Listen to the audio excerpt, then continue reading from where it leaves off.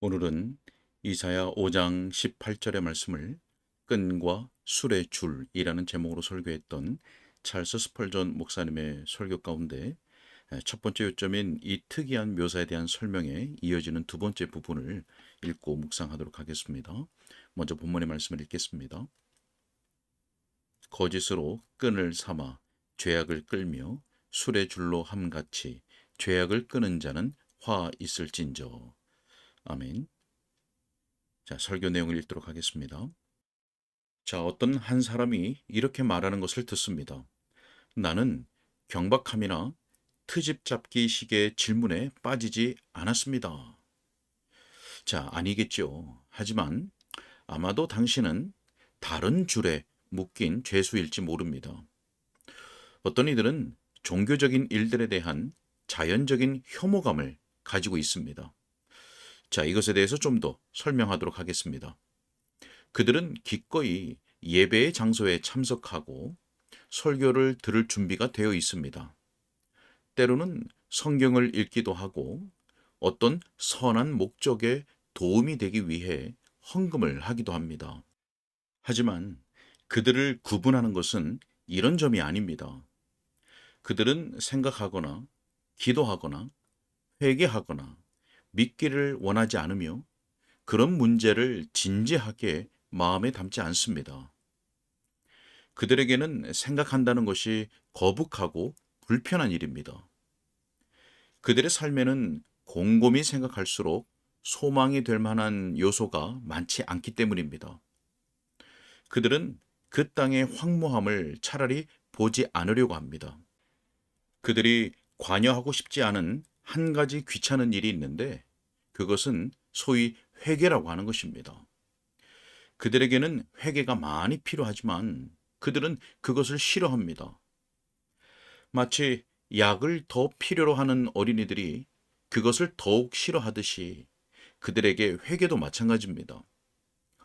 이 사람들은 멈추고서 위험을 보고 되돌아서기보다는 차라리 눈을 감고서 멸망으로 계속 나아가려고 합니다. 과거에 대해 생각해 보면서 그들은 슬퍼해야 하겠지만 그들 중 누가 진지하게 슬퍼한단 말입니까? 그들은 마음의 변화라는 것을 회피하고 깊이 살펴보는 것을 좋아하지 않습니다. 생각하고 회개하고 기도하고 하나님을 찾는 것, 이러한 영적인 요구들을 그들은 견디지 못합니다. 만일 어떤 제사를 드려야 한다면 그들은 기꺼이 그렇게 하려고 합니다. 하지만 하나님과 화평하게 되는 것이나 그들의 마음과 정신이 새롭게 되기를 추구하는 것에 대해서 그들은 신경을 쓰지 않습니다. 그들의 마음에는 세상이 있고 그들은 그것을 그들 마음에서 제거하기를 원하지 않습니다. 그들은 하나님과 영혼과 또 영혼에 관한 모든 대화는 지루한 청교도적인 대화라고 말하곤 합니다. 그들은 이렇게 말합니다. 우리는 청교도들이 되기를 원하지 않습니다. 우리는 지나치게 엄격하고 의롭게 되는 것을 좋아하지 않습니다. 자, 여러분, 이러한 거짓의 줄로 묶인 사람들이 있다는 것이 얼마나 큰 슬픔인지요. 이런 것은 터무니없는 감정이요, 정신 나간 반감이며 온당치 못한 편견입니다. 주께서 여러분을 그런 것에서 구원하시기를 바랍니다. 그리하여 여러분이 그분을 아는 것에 정신을 쓰고 그분을 찾는 일에 마음을 기울이기를 바랍니다. 저는 소년이었을 때 제 속에서 죄의식을 느끼기 시작했을 때 만일 거듭나는 것이 있다면 저는 그것을 알게 되기까지 결코 쉬지 않겠다고 결심했습니다. 저는 회개가 무엇을 의미하는지, 믿음이 무엇을 의미하는지, 그리고 온전히 구원받는 것이 무엇을 의미하는지를 알고자 했습니다. 하지만 지금 저는 저의 청중 가운데 많은 사람들이 그들 자신과 하나님에 관한 문제를 진지하게 다루지 않고 있음을 발견합니다. 그들은 마치 영원토록 행복해지는 것을 바라지 않는 듯이 행동합니다. 그들은 선한 길에 대해 거의 생각하지 않습니다. 여러분이 보다시피 그것은 매우 근본적인 문제입니다. 거듭남은 너무나 깊은 문제이며 따라서 그것은 사람으로 하여금 생각하게 만듭니다. 어떤 일을 버려야 하는지를 아는 자가 누구입니까? 어떤 일을 행해야 하는지를 아는 자가 누구입니까? 자, 나의 청중이요.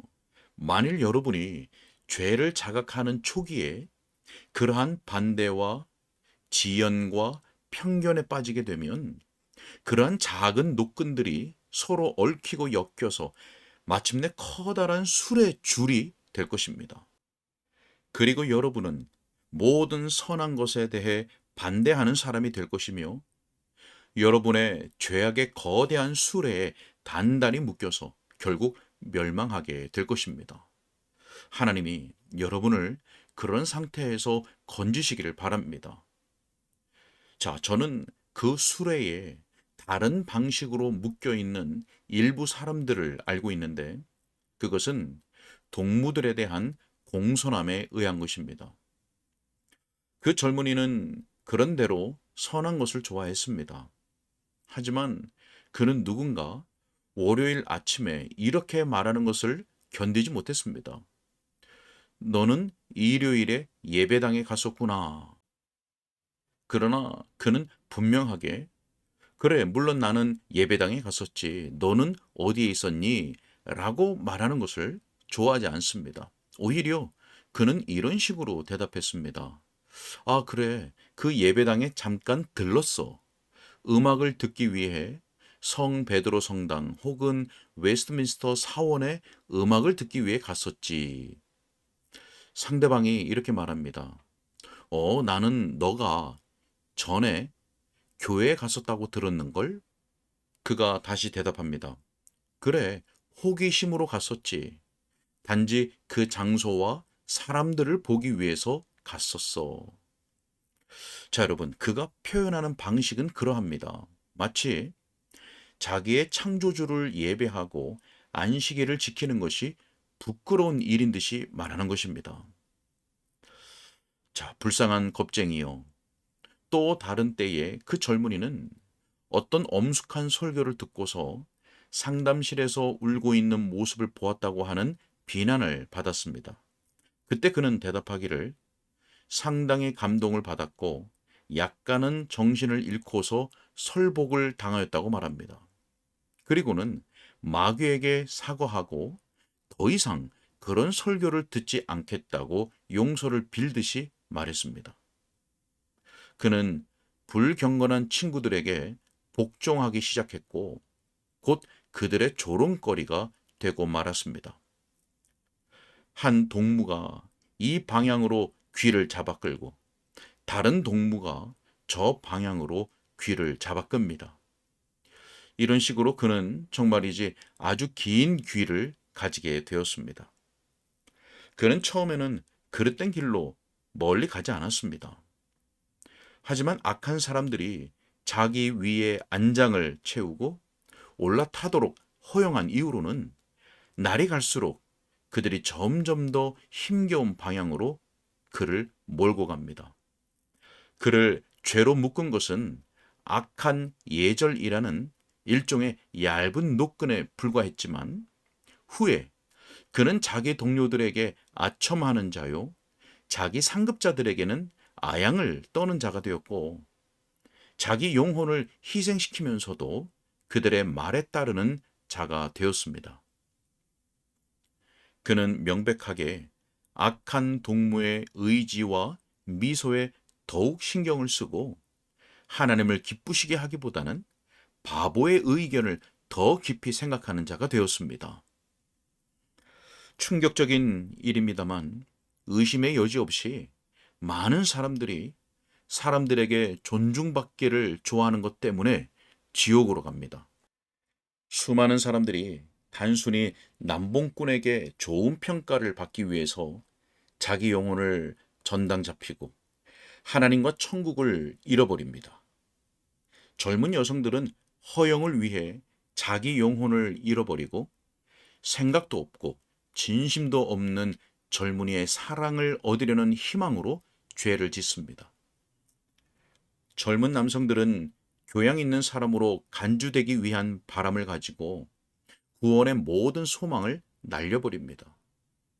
그들은 그 의견이 눈꼽만큼의 가치도 없는 사람들로부터 자유로운 지성인이라고 하는 평가를 받기 위해 믿음을 저버립니다. 자, 사랑하는 친구요. 당신에게 호소합니다. 만일 당신이 다른 사람들의 노예가 되기 시작했다면 이 비참하고 불명예스러운 끈을 끊으십시오. 저는 많은 사람들이 명예롭게 여기는 그 정신적인 노예 상태를 조롱합니다. 여러분, 오늘 다른 사람이 나에 대해 생각하는 바가 내게 무슨 상관이란 말입니까? 이 점에서 저는 사람들로부터 가장 자유로운 사람입니다. 그럼에도 불구하고 저는 종종 작은 노끈에 굴복하게 될 때는 곧 술의 줄을 느끼게 되는 것을 압니다. 자기 친구를 기쁘게 하려고 죄를 짓는 사람은 자기 자신을 어떤 노예보다도 더 비참한 노예가 되도록 만드는 것입니다. 영원히 자유롭기를 원하는 사람은 약한 노끈이 견고한 쇠사슬이 되기 전에 그것을 끊어 버려야 합니다. 자, 또한 어떤 사람들은 다른 방식으로 노예가 됩니다. 그들은 점진적인 악의 습관들을 형성하고 있습니다. 기독교 신앙의 교제 관계 속에서 태어나고 자란 젊은이들 가운데 그렇게 행하는 사람들이 얼마나 많은지요. 그저 한 모금 정도, 아주 조금 마시는 것에 불과합니다. 어떤 이는 이렇게 말합니다. 저는 반잔 이상을 마시지 않습니다. 자, 그렇다면 그토록 작은 즐거움을 얻으려고 왜 그토록 큰 위험을 무릅쓴단 말입니까? 여러분 주의하십시오. 점차 그 작은 노끈이 술의 줄이 됩니다. 그는 밤에 비틀거리면서 집으로 가고 잠자리에 눕는 방향도 제대로 찾지 못하며 아침에 머리가 아픈 채로 일어납니다. 그는 그 매혹적인 것에서 작은 즐거움을 얻기보다 하나님의 은혜를 구하는 편이 좋았을 것입니다. 그랬더라면 자기 욕구를 다스리는 자가 되었을 것입니다. 많은 사람들이 알고 있듯이 술의 줄은 끊기가 어렵습니다. 물론 저는 이런 자들에게도 하나님의 은혜로서 자유를 위해 싸우도록 격려합니다. 저기 젊은이가 말합니다. 그것은 저의 죄가 아닙니다. 여러분, 그렇지 않다면 저는 기쁩니다. 하지만 다른 어떤 죄도 그 속에 간직된다면 그것이 당신을 파멸할 것입니다. 저는 당신의 죄를 묘사하려고 시도하지 않겠습니다. 당신 자신이 그것을 묘사해 보고 또한 곰곰이 생각해 보십시오. 하지만 부디 죄의 기만성을 기억하시기 바랍니다. 그것이 사람들에게 찾아오는 방식은 겨울철의 조용한 저녁에 서리가 호수에 내리듯이 찾아오지 않습니까? 호수는 잔잔합니다. 그리고 그 막은 너무나 엷어서 당신은 그것을 얼음이라고 부를 수도 없을 정도입니다. 하지만 일단 연못에 막이 형성되면 얼음장이 형성되기 시작합니다. 곧 그것은 1cm 두께의 얼음판이 되고 여러 시간이 지나면 짐을 실은 마차도 그 위를 지나갈 수 있으며 그 연못 전체가 마치 단단한 대리석으로 변한 것처럼 보입니다. 자, 그와 마찬가지로 사람들은 이런저런 악한 정욕의 차례로 굴복합니다. 그 습관은 진행될수록 더욱 나빠지고 마침내 허영의 끈이 술의 줄로 확대되며 그들은 그들이 결박된 무거운 짐에서 벗어나지 못합니다. 육신적인 안전은 거짓의 줄로 이루어집니다. 어떻게 죄인이 자기 죄가 용서받지 않은 상태에서 안전할 수 있을까요? 그가 악의 노예인 동안에 어떻게 하나님과 화평할 수 있을까요? 그러나 많은 사람들이 스스로를 충분히 선하다고 여기며 이웃들보다 훨씬 낫다고 상상합니다. 정녕 그런 사람들이 스스로 안전하다고 여기는 것은 그들이 아주 존경받을 만하고 좋은 성향을 가지고 있기 때문입니다. 사람은 위험에 익숙하여 마침내 그 위험을 인식하지 못할 수도 있습니다. 마찬가지로 영혼은 그런 상태에 익숙하여서 완고함과 불신앙 속에서도 아무런 위험을 알아채지 못할 수도 있습니다. 대장간의 개가 사방에 불꽃이 날아다니는 동안에도 가만히 누워 잠을 자는 것처럼 복음에 대해 완고한 죄인은 경고와 호소가 들리는 중에도 잠들 수 있습니다. 처음에는 진리의 힘에서 벗어나기 위해 자기 양심을 애써 어겨야겠지만 마침내 그의 양심은 강철로 둘러싼 듯이 어떤 말씀의 화살로도 그에게 상처를 입히지 못합니다. 자, 시온에서 마음이 교만하고 든든한 자여, 저의 권면에 귀를 기울이고 육체적인 안전에서 벗어나십시오. 주여, 저들을 잠든 상태에서 깨워주소서. 자, 여러분, 이것은 경고의 말씀입니다. 저는 오늘 밤에 모든 것을 상세히 다룰 시간이 없습니다. 독사의 알들을 조심하십시오.